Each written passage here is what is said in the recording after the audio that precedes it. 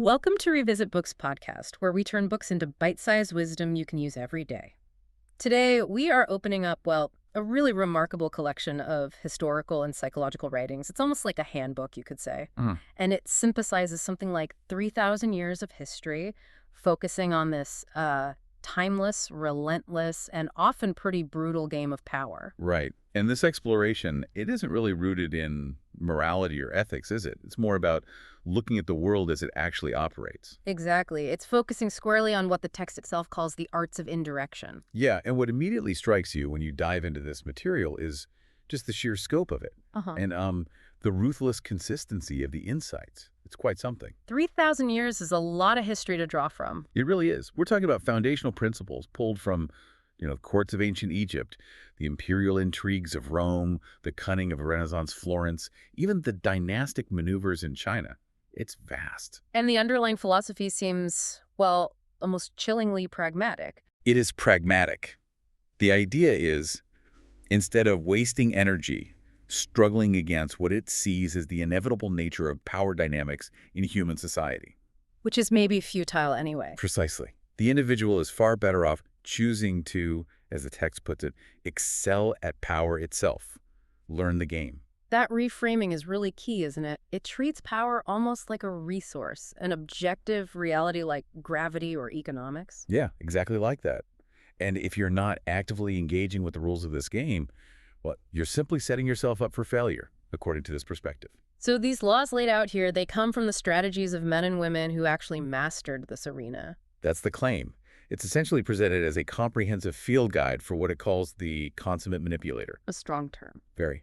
And achieving that level of strategic mastery, it requires profound self-discipline and flexibility. That's crucial. Because there's not rigid rules. No, not at all. The laws encourage an almost liquid approach. You have to master patience, calculated deception, and maybe above all, critical self-awareness. Knowing yourself, your own weaknesses. Absolutely.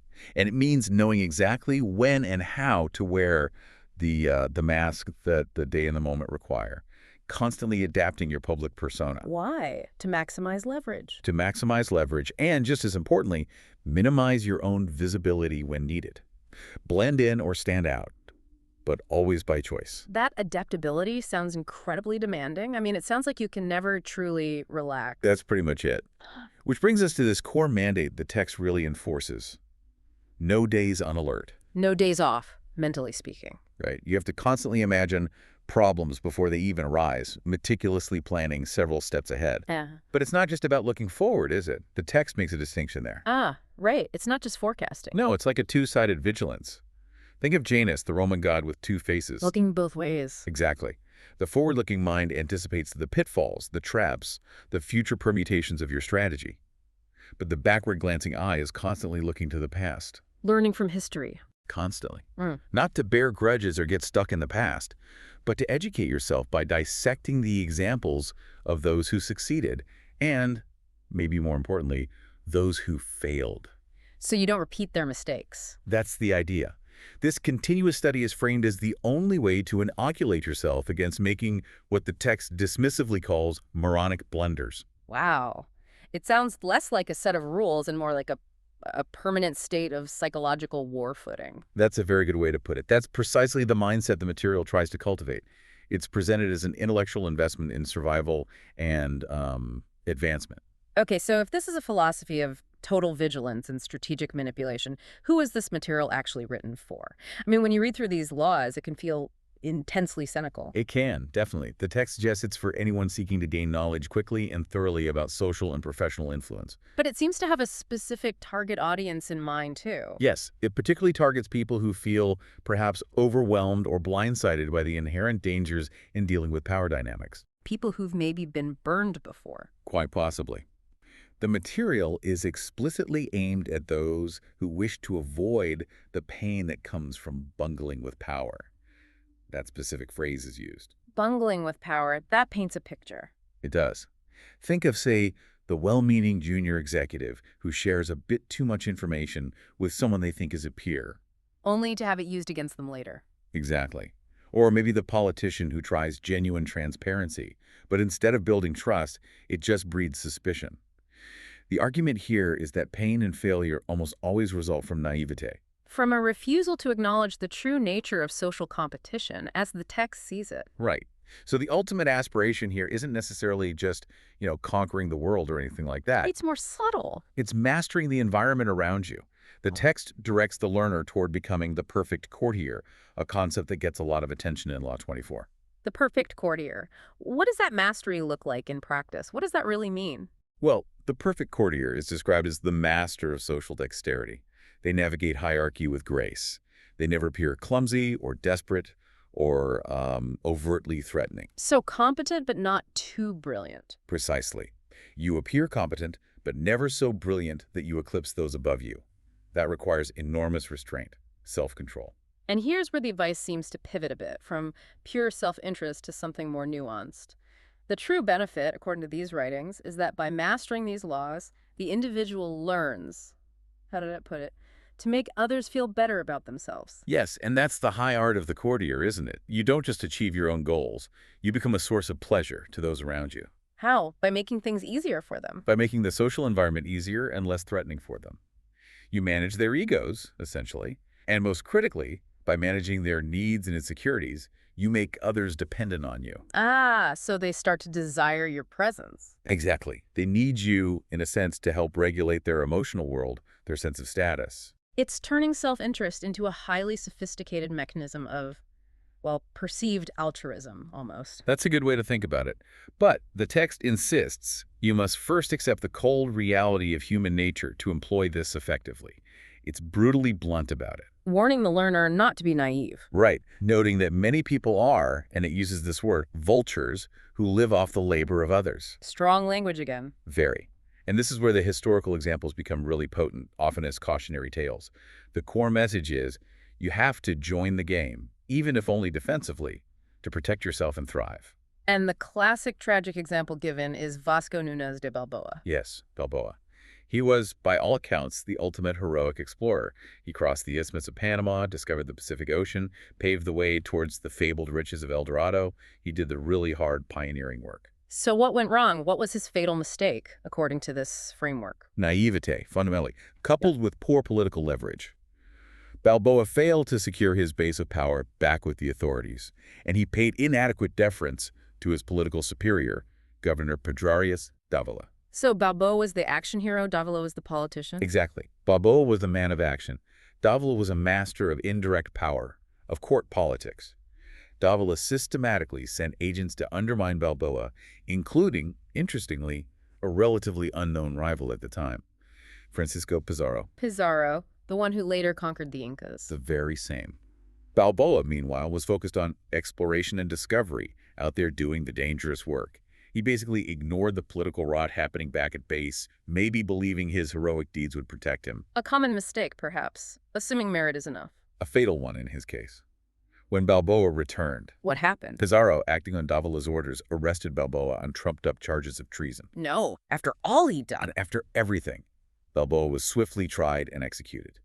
And Pizarro, the man who'd done none of the actual groundbreaking exploration in that venture, Stepped into the vacuum. he took over Balboa's base, his contacts, his maps, his knowledge, and then he went on to conquer the Inca Empire, becoming one of the most celebrated and wealthiest men in Spain. Wow. So Balboa did all the hard labor. All the slaving, as the text might put it, and Pizarro, the vulture in this telling, swooped in with political cover and just devoured the spoils. That story alone makes a pretty compelling argument for at least the defensive study of these kinds of laws. Absolutely. You need the knowledge not just to win, perhaps, but simply to avoid being the brilliant mind who does all the work, only to have the credit and the rewards stolen by someone savvier in the game. It shifts the goal from maybe being a hero to just being an untouchable survivor. That captures the essence of it, I think. Okay, let's unpack some of the core strategies then, starting with the outer game, controlling what people see, and maybe more importantly, what they don't see. The first big element here is reputation. Yes, reputation. It's presented as absolutely foundational. Law 5 calls it the cornerstone of power. Think of it like an asset, a form of currency you can cultivate and invest. So if you have this ironclad reputation, maybe for being ruthless or cunning or just brilliantly competent, then you can intimidate and win battles before they even really start. Your reputation precedes you and does half the work. okay, so it's about building an aura. But what happens if that reputation slips, even for a moment? Well, the text is crystal clear on this. The moment it slips, you become instantly vulnerable. It's like a predator smelling weakness in the herd, You get attacked. from all directions, potentially, because others suddenly sense they might be able to win against you. So the actionable strategy here is kind of twofold. Okay. First, you have to proactively manage your own reputation, make it unassailable, thwart potential attacks before they even happen. But second, if you're playing offense, Uh-huh. you learn to destroy your enemies by opening holes in their own reputations.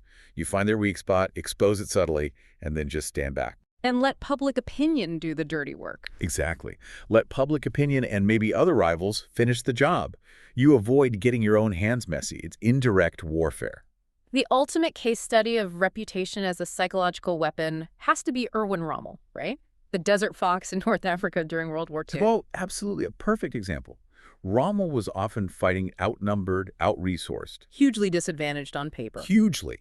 But his reputation for cunning maneuvering, for speed, for audacity, that whole desert fox mythology, it was so powerful that, as the text puts it, it exaggerates your strengths without your having to spend much energy. So Allied commanders were genuinely intimidated.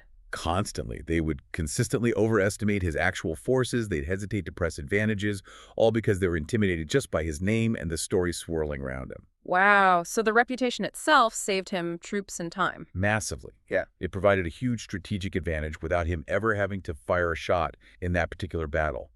The myth did the heavy lifting for him, its power in its most abstract, potent form. That really demonstrates it. Okay, moving from reputation, that sort of protective aura, to actual action. We get to Law 3. Concealing intentions and using decoys. The idea being, if people are focused on appearances, they won't see your true objective. Right. And this makes deception, according to the text, the most potent weapon in the game of power. But the problem with strategic moves is that people are naturally suspicious, aren't they? If you suddenly go quiet or seem secretive... They immediately assume you're plotting something. Okay. Exactly. So the counterintuitive advice here is just brilliant, I think. Touches. Don't hide your intentions by being silent. That just breeds suspicion. Instead, the strategy is to talk endlessly about your desires and goals, just not your real ones. Create a smoke screen with noise. Precisely. You're actively engaging, you seem open and maybe even friendly, but everything you're saying is actually a distraction. It's designed to send your rivals off on these time-consuming wild goose chases. While you pursue your real goal unnoticed. While you pursue your real goal. The story of the Duke of Marlborough is a classic illustration of this. How did he use it? Well, during one campaign, he managed to hide his true intention, which was a massive, incredibly daring march deep into France, by publicly appearing completely obsessed with taking this one specific, relatively minor fort along the Rhine. A fort that wasn't actually that important. Not relative to his real goal, no. But he made sure the French command heard his constant chatter about this fort, saw his preparatory movements focused on it. He made a big show of it. So the French took the bait. Hook, line, and sinker. They expended massive resources defending that fort and then eventually recapturing it after he made a feint towards it. They thought they'd thwarted Marlborough's real plan. They celebrated their victory. They did. They celebrated this small tactical win. But in doing so, by focusing all their attention and resources there, they left the true path, the unguarded road south into France, wide open. Brilliant. The enemy exhausted themselves reacting to a false target, which enabled Marlborough to conserve his strength and dictate the terms of the subsequent devastating conflict deep inside their territory. So Marlborough used noise to create silence around his real objective. That leads us perfectly into the next idea, Law 4, the power of silence itself. Always say less than necessary. Why is talking too much seen as such a critical weakness? Well, the thinking is, when you try to impress people by just overwhelming them with a flood of words, you instantly appear. Well, common is the word used. Eager, maybe a bit desperate, and certainly less in control. Whereas powerful people impress and intimidate by saying less, by being vague, open-ended, sphinx-like, as the text puts it. leaving others to guess your meaning. Exactly. And practically speaking, every extra word you utter just dramatically increases the probability of revealing too much or saying something foolish or exposing some vulnerability that a clever rival can then exploit. The power of silence also forces others to fill the void, doesn't it? They start trying to interpret your brevity, worrying about the hidden meaning. Precisely. You transfer the psychological burden onto them, they do the work, they tie themselves in knots. And the text includes a really sharp, tragic warning here. Yeah. The story of the English courtier who lost his head after being pardoned for insurrection. He'd already been saved from execution, given a second chance. And he blew it. He ruined it immediately by insulting Queen Elizabeth's conditions for his pardon. He apparently said they were as crooked as her carcass. Ouch. To the Queen. To the Queen. The original treason had been forgiven. The unguarded tongue proved instantly fatal. Wow. The lesson is pretty stark. If you can't control your words, you can't control yourself. And if you can't control yourself, you definitely can't control your destiny in these kinds of high-stakes environments. That kind of external control, then, really begins with the most difficult skill. Yeah. Internal control. Mastering yourself. Which brings us to the inner game. Emotional mastery. Law 39 is brutal and direct about this, isn't it? Declaring anger and emotion strategically counterproductive. Yes, this is one of the absolute hardest laws for anyone to internalize, I think. Because emotions are human. But the argument is that they cloud reason. They distort your decision-making precisely when you need objectivity the most. And anger is singled out. Anger is highlighted as the most destructive emotional response, specifically because it tends to heighten the enemy's resolve. It makes them more determined, digs them in, and makes the whole situation less controllable for you.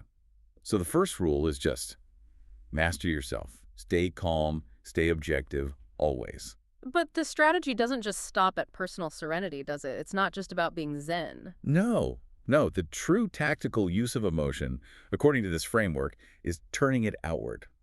The goal is to actually induce anger in your enemies while you remain completely serene. Turning their emotions against them. Exactly. Gaining a decided advantage by finding that little chink in their vanity through which you can rattle them, as the text says, make them lose control. This sounds like the ultimate judo move of power politics. It really is.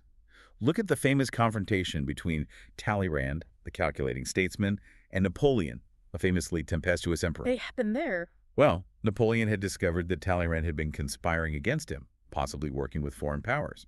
He was absolutely furious. Understandable. Oh, completely. So he summoned his ministers, and in front of everyone, he just started raging, vaguely but terrifyingly, about traitors and plotters and speculators, just an uncontrolled tirade. Okay, so how did Talleyrand react? Facing the Emperor of Europe screaming obscenities in front of the entire court. That's the amazing part. Right. Talleyrand reportedly remained leaning calmly against the mantelpiece, looking completely indifferent to the emperor's entire rant. Seriously.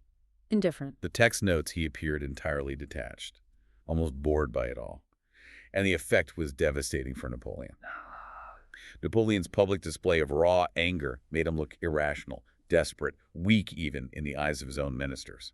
Talleyrand's cool indifference, his utter refusal to engage on that emotional level, gave him the psychological victory. Napoleon looked foolish. He was left feeling foolish for having lost control in public, and probably realizing he had no effective lever against someone with such profound self-possession. Talleyrand won that round without saying a word. That level of self-control is just wow. It really distinguishes the true master, doesn't it? And it pairs perfectly with the next lesson, Law 29, planning to the end. Because if you're emotional, you can't possibly plan effectively. Exactly. Improvisation is framed as absolutely no substitute for thinking several steps ahead. You have to plan right to the conclusion. And the text suggests most people fail here. Yes, the argument is that most people fail in their schemes because they only focus on the exciting beginning, the launch, the initial move, the acquisition. Yeah.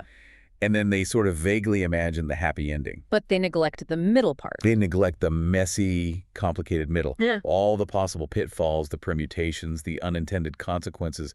They're essentially blind to the consequences of their actions 3 or 4 steps down the line. So the actionable strategy here demands a kind of almost fanatical attention to detail. Yes, absolutely. You have to plan your moves all the way to the final conclusion, anticipating the crises that will inevitably top up and tempt you to improvise or change course midstream. And stick to the plan. Critically, yes. Once the goal is set and the comprehensive plan is made, you tolerate no deviation. You have to anticipate potential failures and build countermeasures into the plan itself from the start. The consummate master of this was supposedly Otto von Bismarck, the Iron Chancellor of Prussia. A prime example. His overarching goal was a unified Germany led by Prussia, which he planned to achieve through a series of carefully calculated wars. Okay. So after the swift and decisive victory in the 7 Weeks' War against Austria, the Prussian king and his generals were, understandably, drunk on success. They were euphoric. Exactly, intoxicated by the immediate triumph. And they wanted to keep going. March on Vienna, conquer more territory, publicly humiliate the Austrians. Basically, they wanted to overreach. They wanted to change the plan to end the war. They did, but Bismarck held them back. That must have been difficult. Extremely difficult. He had to fight tooth and nail against his own king and generals. But he understood something crucial. Going past the carefully planned endpoint, overreaching, would ruin his long-term success. It would likely invite massive intervention from France and Russia, and it would turn Austria from a defeated foe into a permanent, bitter enemy, destabilizing the whole region. His plan was to eventually incorporate Austria into his system, not destroy it utterly. So his restraint was key. That refusal to give in to the euphoria of victory, that absolute adherence to the predetermined end, is described in the text as requiring almost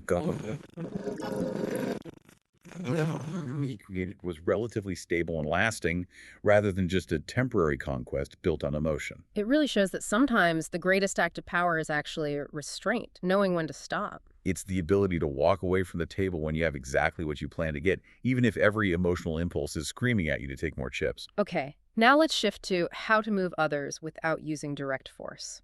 This feels the ultimate art of indirection, relying on leverage rather than just commands. Law 13 tackles a core truth about human motivation head-on. It says, if you need help, do not bother to remind him of your past assistance and good deeds. Yeah, this is one of the most cynical but arguably realistic laws in the collection. The core idea: gratitude is a fleeting, unreliable emotion. People don't like feeling indebted. Generally, no. People often resent the feeling of debt, consciously or unconsciously, and will frequently seek ways to escape it, sometimes even violently if necessary. If you appeal to someone's sense of obligation based on the past, you often just make them feel uncomfortable and resentful. So the only truly reliable motivation, according to this law, is... Self-interest. Pure and simple. Okay, so what's the actionable strategy then? You have to uncover something in your request or in the proposed alliance that will directly benefit the other person. And then you emphasize that benefit out of all proportion. Make it seem huge for them. Make the benefit immediate, tangible, and significant for them. The argument is people will respond enthusiastically when they see something to be gained for themselves right now, not when they feel guilt-tripped by some past favor you did for them. The historical contrast provided here is pretty stark, with Castruccio Castracani, the Italian mercenary leader. The Poggio brothers approached him for help. Yes, and they made the critical mistake of reminding him of their past loyalty, their past assistance to him. They appealed to gratitude. And Castracani's response? He promptly had them both killed. Whoa. The sources argue, essentially, that if you appeal to a man's self-interest, he will eagerly find a way to help you out. But if you appeal to his mercy, or even worse, his gratitude and sense of debt, he will often find a way to ignore you, or, in extreme cases like this, dispense with you entirely to erase the debt. That's a harsh calculation. People prioritize their immediate comfort or gain over past debts. That's the cold logic presented. That focus on leverage and self-interest leads us directly into Law 8. Make others come to you. Use bait if necessary. Right. The text states that the person who forces others to expend energy coming to him instantly appears more powerful and commands respect. It's a critical psychological advantage. Think about it. If you're the one chasing someone, you reveal your need, maybe even your desperation. You allow them to set the pace and the terms. But when they come to you... When they come to you, they're the ones expending energy, traveling, mentally preparing. The entire transaction happens on your terms, in your chosen environment. You hold the center. This sounds almost passive, but it's actually a high-leverage move requiring immense patience, doesn't it? Immense patience. The strategy advised is often, once the initial contact is made, you step back. You create a vacuum. You make the other person take the next step, then the next. Let them do the chasing. They spend their energy pursuing you while you conserve your own forces. And you dictate the terms from that position of centrality. The quintessential example given is the architect Filippo Brunelleschi. The one who built the dome in Florence. That's him. He was hired to repair the massive cathedral dome, the Duomo project. Literally no one else at the time knew how to execute. It was an unprecedented engineering challenge. So he was indispensable. He knew he was. But the city officials, trying to manage his ego perhaps, or maybe just hedge their bets, hired a second, much lesser architect to work alongside him and share the credit. How did Brunelleschi react? Did he argue? Did he throw a fit? No, he didn't argue at all. He just walked away from the project entirely. Wow. That seems like an enormous risk. What if they just went ahead without him? It was a calculated risk, absolutely. But it was built on the certainty of his unique, indispensable genius. And sure enough, the officials quickly realized they could not proceed without him. The project stalled. So they had to crawl back to him. They were forced to basically beg him to return. And this act of strategic withdrawal, of creating that vacuum, gave him total leverage over the entire project. He could name his terms. Completely. He not only controlled the design and the construction methods, but he secured guaranteed payment, full authority over the workforce, everything. All because he forced them to expend their energy chasing him, making them fully realize just how dependent they were on his unique skill. He made himself the one unique solution they had to come to. That ability to make others rely on your unique skill or your position ties so much of this together. The ultimate strategic position seems to be one where you are needed, but you remain elusive, hard to pin down. And that brings us perfectly to the ultimate defensive tactic, perhaps. Becoming impossible to pin down strategically.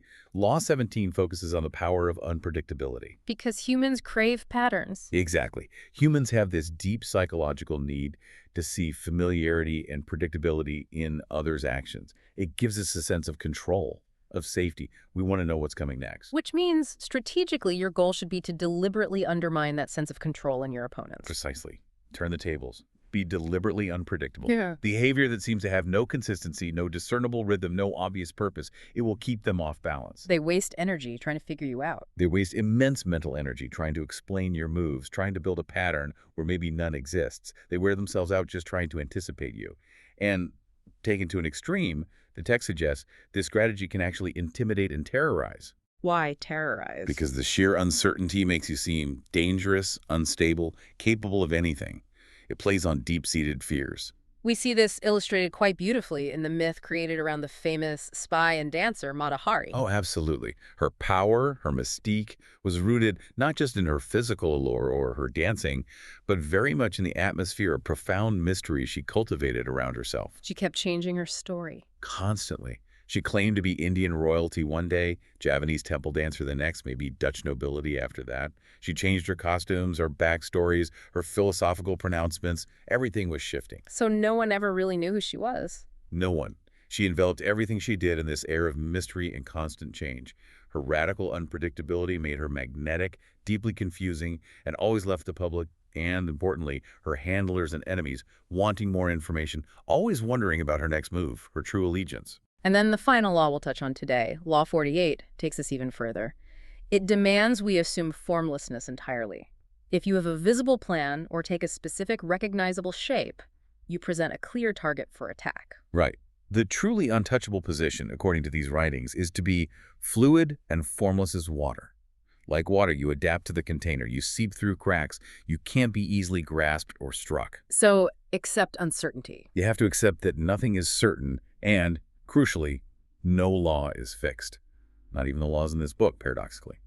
This formlessness aims to make you essentially invisible to the enemy. How does that work? Because you make them hunt all over for you, scattering their own forces, trying desperately to find a solid objective to hit, a fixed position to attack. But you're never quite where they expect you to be. The ultimate abstract strategy, almost philosophical. It is. And T. Lawrence of Arabia, is presented as executing this perfectly in his guerrilla war against the Ottoman Turks during World War I. How did he embody formlessness? He utterly refused to engage in traditional fixed warfare.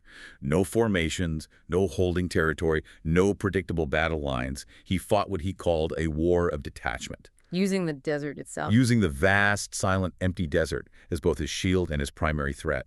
He would harass the enemy, disrupt their supply lines, appear and disappear like a phantom. He contained and confused the much larger Turkish army without ever disclosing himself or his full mobile force until the precise fleeting moment of attack. So the Turks were left trying to fight a ghost. Essentially, yes. An army that refused to hold ground, refused to take a fixed form. He embodied the most abstract and, in that context, arguably the most successful form of fluid strategy imaginable.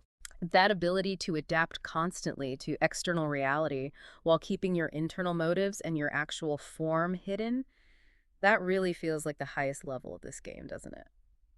So we've covered a huge amount of ground here, haven't we? Looking at the mechanics of reputation, the vital need for emotional control, the power of indirection and strategic invisibility, to kind of bring it back to the core lesson, maybe. The true meaning of mastery is presented here, seems to lie in rising by becoming that perfect courtier. I think that's right. Mastery, in this sense, enables you to navigate the world of power and politics so skillfully that you actually become a source of pleasure and even essential dependence for others around you. You make the game easier for them in a way. Exactly. The individual who truly understands these dynamics spares others the pain that comes from bungling with power, as the text puts it. But achieving that requires that constant vigilance we talked about, the constant education looking backward to history, looking forward to calculate every possible pitfall. But this material, as we've discussed it, it really leaves us with a fascinating, almost existential contradiction, I think, which is captured beautifully in Law 25. Ah, yes, the mandate to recreate yourself by forging a new identity, one that commands attention and never bores the audience. Exactly. Forge a new identity. And this is the final, really profound challenge that this whole body of work presents to the learner, isn't it?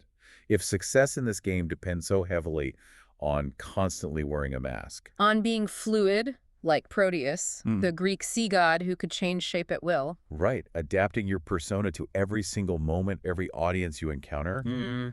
Well, the question becomes, how do you maintain any kind of authentic inner sense of self? You're suggesting that the price of achieving this absolute strategic control over your environment might actually be the loss of the authentic self underneath it all. It's a definite risk, isn't it? If your public identity becomes this masterful theatrical performance that never falters, never ages, never bores, what happens to the actual person underneath that mask, especially if the mask becomes permanent? Does the performance take over? The text demands that you continuously sculpt your appearance, manage perceptions, ensure you're never taken for granted, always retain that air of mystery. But dedicating a lifetime to cultivating an external persona like that, it raises a really profound question about the cost of that control. Does the true self eventually just dissolve into the performance? It certainly makes you think. The ultimate question posed by these laws maybe isn't just how to acquire power, but perhaps how much of yourself you're willing to spend or even sacrifice to get it and keep it. And what, if anything, remains when the game is finally over. That's a very fitting point of reflection, I think, for anyone who has ever wrestled with the demands of influence, ambition, or just navigating complex social structures. That's today's breakdown. While this discussion cannot replace the book's full text, it can offer a glimpse into its teachings. I hope you found this discussion helpful, and I look forward to sharing more. Let me know what book next you want to discuss.